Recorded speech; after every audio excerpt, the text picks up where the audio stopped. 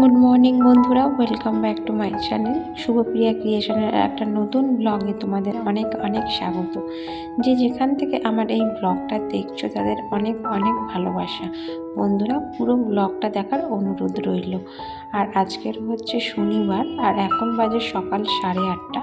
ব্লগটা এখন থেকে স্টার্ট করলাম।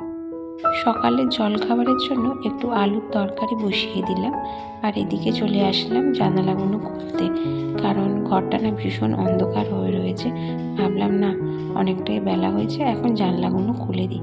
কিন্তু বাইরে না হাওয়াও চলছে, জানো তো। এই হাওয়াটা ঘরের মধ্যে ঢুকলে মানে ছেলের লাগলেই এই হাওয়াটা ঠান্ডা লেগে যায়।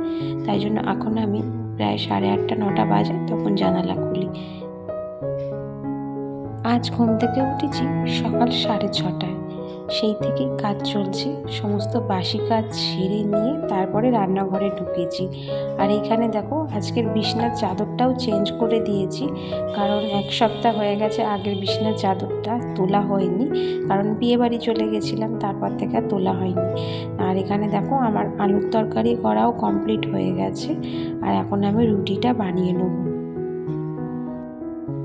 এখানে দেখো, বেশ কিছুটা আটা মেখে আমি লেচি বানিয়ে রেখেছি। এতগুলো রুটি আমি এখন বানাবো না, নিজেদের খাওয়ার মতো 5-6টা বানাবো। বাদ বাকি যে কটা লেচি থাকে এটা রেখে দেবো রাতের জন্য, কারণ রাতে ছেলেকে আমি দুধ রুটি দিই, ভাত দিই না। আর রাতে না ও ভাত খেতেও চায় না, ভীষণ বিরক্ত করে ভাত খাওয়া নিয়ে। তাই জন্য রাত্রিবেলা ওকে আমি দুধ রুটি বানিয়ে দিই। শীতকালের সকালে যেন ঘুম থেকে উঠতেই ইচ্ছা করে না, এতটাই আলসামি লাগে, মনে হয় উঠবো কোন। এমন করতে করতে না প্রায় বেলাই হয়ে যায় ঘুম থেকে উঠতে।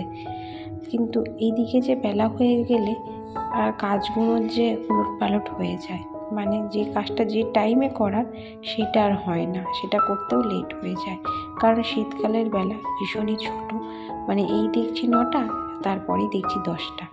তো তাই জন্য না, যতই কষ্ট হোক সকাল সকাল উঠতেই হয় ঘুম থেকে।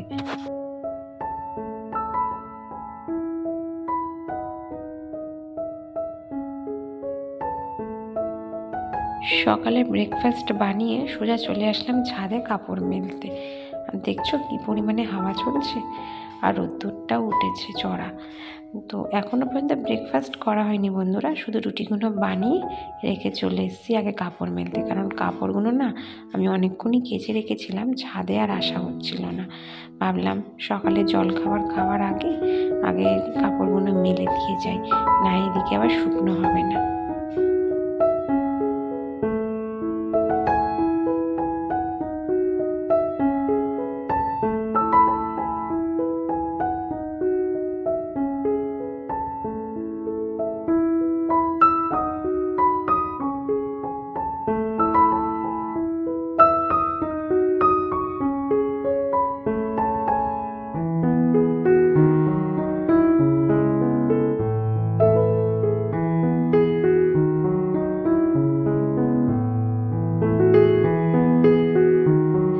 নিচে এসে দেখি ছেলের দুধ দিয়ে গেছে।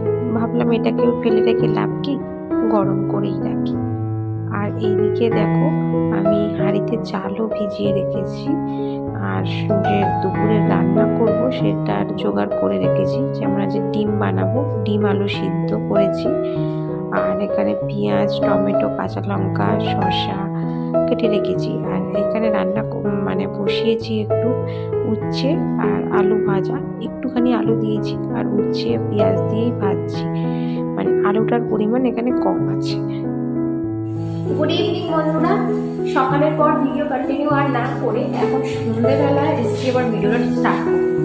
তো এখন রান্নাঘরে আছি, রান্নাঘরে এই দেখো কি বানাচ্ছি। এটা হচ্ছে, দেখতে পাচ্ছ কি, এখানে আলুর দম। এটা হচ্ছে আলুর দম বানাচ্ছি। একটা আলুর দম ভাবছো দুজনে মিলে খাবো বা 3জনে খাবো না।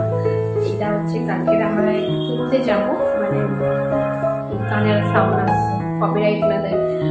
তো কালকে আমরা যাবো একটু ঘুরতে কলকাতাতে। তার জন্য একটু আলুর দম বানাচ্ছি, আগের দিন রাত্রে বানিয়ে রাখছি, তো সকালে নিয়ে যাব। আর সঙ্গে লুচিও হবে। আমরা যাদের সাথে যাচ্ছি তো তারা লুচির দায়িত্বটা নিয়েছে, আর আমি আলুর দমের দায়িত্বটা নিয়েছি। এই যে দেখো আলুর দম বানাচ্ছি, আমরা অনেকজন মিলেই যাচ্ছি ঘুরতে। বন্ধুরা, ঘুরতে যাওয়ার প্ল্যানটা সকাল থেকে ছিল না, মোটেও দুপুরবেলা এসে ঠিক হয়েছে যে আমরা সবাই মিলে ঘুরতে যাবো কালকে। তো আগে থেকে ঠিক থাকলে হয়তো আমরা আগে থেকে থেকে একটুখানি মানে আরও কিছু প্ল্যান করতে পারতাম, কিন্তু হঠাৎ করে যেহেতু আমরা একটা প্ল্যান করেছি ঘুরতে যাওয়ার, তো তাই জন্য কী করবো, লুচি আর আলুর দম নিয়ে যাবো, তার জন্য বানাচ্ছি আলুর দম। এটা হচ্ছে নিরামিষ, জানো তো, পেঁয়াজ রসুন কিছুই নেই এর মধ্যে, কারণ কালকের হচ্ছে তোমার শনিবার, কালকে শনিবার আর আমি নিরামিষ খাই, আর আমাদের সাথে যারা যাচ্ছে তারাও নিরামিষ খায়। মানে শনিবারে না বেশিরভাগ মানে বাঙালি বাড়িতেই নিরামিষই হয়, এটা আমি ফলো করছি। তো তাই জন্য নিরামিষই বানাচ্ছি। যে আদা বাটা, জিরে আছে, জিরে গুঁড়ো আছে, টমেটো আর একটু কাশ্মীরি লাল মির্চ আছে, নামানোর আগে গরম মশলা দেবো।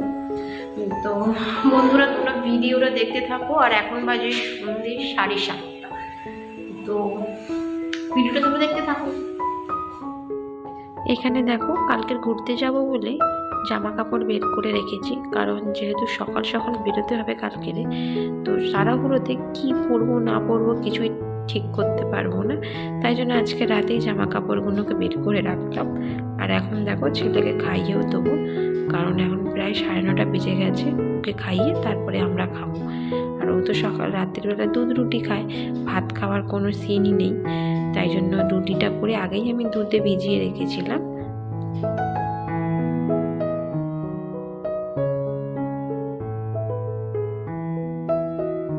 এখানে দেখো বন্ধুরা, আমার আলুর দমটা একেবারে কমপ্লিট হয়ে গেছে। জানি না খেতে কেমন হয়েছে, খাওয়ার পরেই বোঝা যাবে। আর এখন চলে এসেছি ভাত বাড়তে, আর ভাতে না কয়েকটা শিম আলু সিদ্ধ দিয়েছি, জানো তো। তো সেইগুলোই এখন মাখবো, সেই জন্য একটু নুন আর একটু কাঁচা তেল নিচ্ছি থালাতে। আর একটু ঠান্ডা না করলে না একদম মাখা যাবে না, কারণ সবই আমি ভাতটা নামিয়েছি। আর এই যে দেখো, কতগুলো শিম সিদ্ধ দিয়েছি। শিম সিদ্ধ, আলু সিদ্ধ, বেগুন সিদ্ধ এগুলো খেতে না খুব ভালো লাগে, মানে একসাথে করে মাখালে, একটু নুন কাঁচা লঙ্কা দিয়ে মাখালে, তেল দিয়ে খুব ভালো লাগে খেতে। কিন্তু আমি কাঁচা লঙ্কাটা দেবো না বন্ধুরা, কারণ এখন যে কাঁচা লঙ্কাটা আমি ব্যবহার করছি ওটা একটুতেই এত পরিমাণে ঝাল হয়ে যাচ্ছে, তাই জন্য মানে আমি একদমই সেরকমভাবে ঝাল খেতে পারি না। মানে খাই না তা না, খাই কিন্তু বেশি খেতে পারি না, তাই জন্য ঝালটা আমি দেব না। আমার বর তাড়া লাগাচ্ছে, তাড়াতাড়ি ভাত দাও, তাড়াতাড়ি খেতে দাও, কারণ কালকে তো সকাল সকাল উঠতে হবে, না হলে তাড়াতাড়ি না শুনলে তাড়াতাড়ি উঠতে পারবো না। কিন্তু দেখো, সেই কাজগুলো তো আমাকেই করতে হবে, মানে ও তো তাড়া দিয়ে খেয়ে দিয়ে শুয়ে পড়বে, কিন্তু বাদ বাকি যে কাজগুলো করে থাকে, যেমন এই থালা বাসন মাজা, তরতা মুখের বাসনগুলো গুছিয়ে রাখা, এঁটো মোছা, গ্যাস মোছা, এইগুলো তো আর করবে না। সেই আবার তো শুতে শুতে প্রায় 11:30-12টা বেজেও যাবে।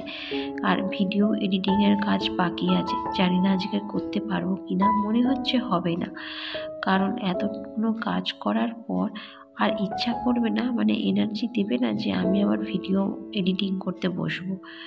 তো বন্ধুরা, ভিডিওটা আর বেশি বড় করব না, এখানেই শেষ করছি। যদি ভালো লাগে please like, share and comment করো।